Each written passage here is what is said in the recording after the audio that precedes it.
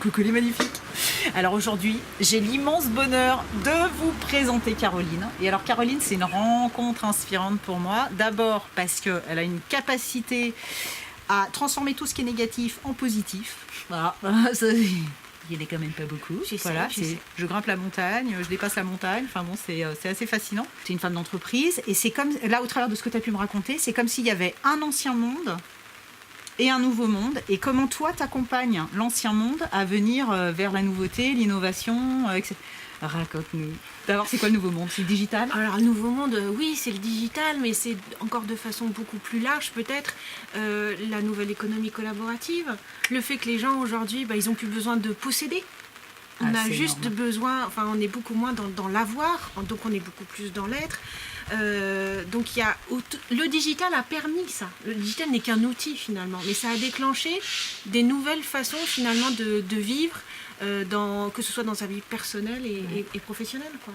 Aujourd'hui, évidemment, on est dans une phase de transition qui va prendre un certain temps, où les deux sont parfois en complémentarité, parfois en opposition, en cannibalisation.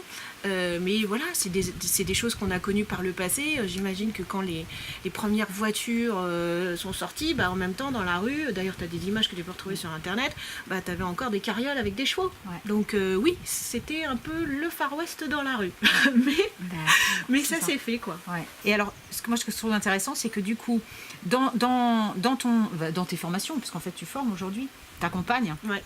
Tu as à la fois un accompagnement technique, pratico-pratique, qui est ton cœur de métier.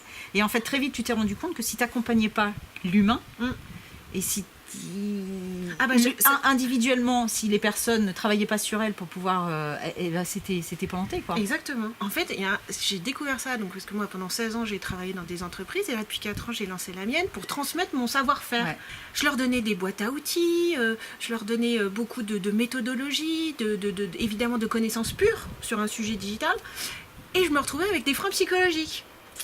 Donc il a fallu que tu apprennes avec eux à travailler sur leur savoir-être. Exactement. J'ai commencé du coup à m'intéresser à un domaine qui jusqu'à maintenant était très loin de moi, qui était du coup cet univers de pratique pour faire évoluer les postures, les comportements, les attitudes, pour lever les fameuses croyances limitantes, parce que là on est en plein dedans sur le digital, pour que du coup ces personnes se sentent plus à l'aise et plus confiantes pour aborder ces sujets. Donc il faut que j'aille plus loin. Donc du coup, moi ce que je comprends de ce que tu es en train de dire, c'est que la mutation des entreprises, des grosses entreprises qui aujourd'hui travaillent sur le digital, en tout cas cherchent à se transformer, elle ne passera que si les personnes en interne individuellement se modifient. Exactement. Et c'est par une douce combinaison des deux. C'est-à-dire, c'est aussi une notion de savoir-faire, bien sûr, de connaissance. Mais il faut aussi que, individuellement, effectivement, en termes d'attitude, tu te rendes compte que tu vas devoir adopter des nouvelles façons de réfléchir, des nouvelles façons de travailler, des nouvelles façons d'apprendre, des nouvelles façons de te former. Parce qu'en plus, l'autre particularité de la transformation digitale, c'est que c'est pas une conduite du changement comme les autres. Avant, quand on parlait de conduite du changement, on partait d'une étape A pour arriver à une étape B, une autre étape prédéfinie, et on savait qu'on allait rejoindre un autre état stable. Un changement, normalement, c'est tu pars d'un état stable pour retrouver un autre état stable. Voilà. Là, aujourd'hui...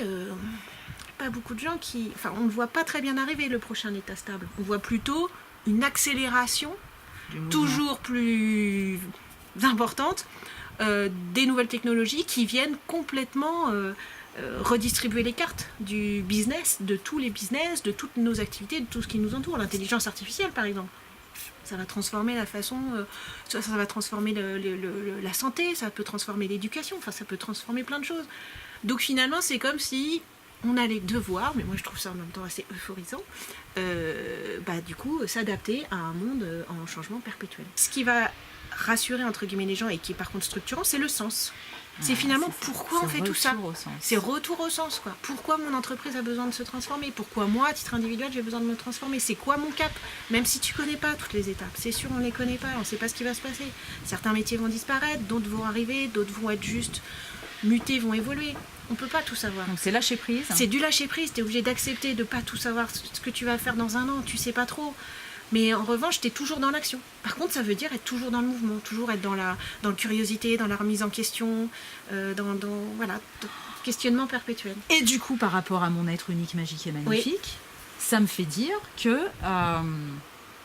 si chacun cultive ça, forcément, il va apporter au monde, à l'entreprise, à sa source. Enfin, il va toujours être source aussi d'innovation. Source de transformation. Il ne faut plus attendre non plus que ce soit le groupe dans lequel t'es, l'entreprise dans laquelle t'es, voilà, cette forme de descendance qu'on avait un peu en attendant. Ah oui, alors la transformation de l'entreprise, ça va être ça. Bon, j'attends qu'on me dise ce que je fais. On est chacun acteur du changement. Ça va aussi venir de l'autre sens. C'est pas juste, ça descend. Si c'est fait comme ça, ça marchera pas. Donc c'est merveilleux, ça veut dire que c'est la base qui bouge. Mais oui, c'est la base qui bouge aussi. Et on en a besoin de cette base. Donc c'est ce qu'on essaie, nous, de faire à travers ce parcours de 3 jours qui, fait travailler le savoir-faire, mais aussi le savoir-être. Et où finalement les gens se rendent compte, en même temps ils sont hyper fiers de leur potentiel, quoi. Ils se rendent compte qu'en travaillant ensemble, oui, ils sortent des belles idées, que ça peut devenir des projets. Après, est-ce que vous allez être moteur? Est-ce que vous allez en être le chef d'orchestre? Ça vous appartient. Ouais, c'est ça. Oh, c'est magnifique. Ouais, moi, je trouve ça réjouissant. Franchement, je trouve ça réjouissant parce que on est vraiment dans un monde en mouvement. Exactement. Et que c'est à chacun de venir apporter sa pierre à l'édifice à travers ce qu'il est et en prenant confiance déjà en soi. Exactement. Et dans ses potentiels, etc. Bon, merci beaucoup en tout cas, Caroline. Merci, et puis à bientôt. Merci à vous. J'espère qu'elle vous aura inspiré pour oser entreprendre, oser être ce que vous êtes et développer en tout cas tous vos potentiels pour acter le changement et redéployer toute votre énergie qui est là, disponible. À bientôt. À bientôt.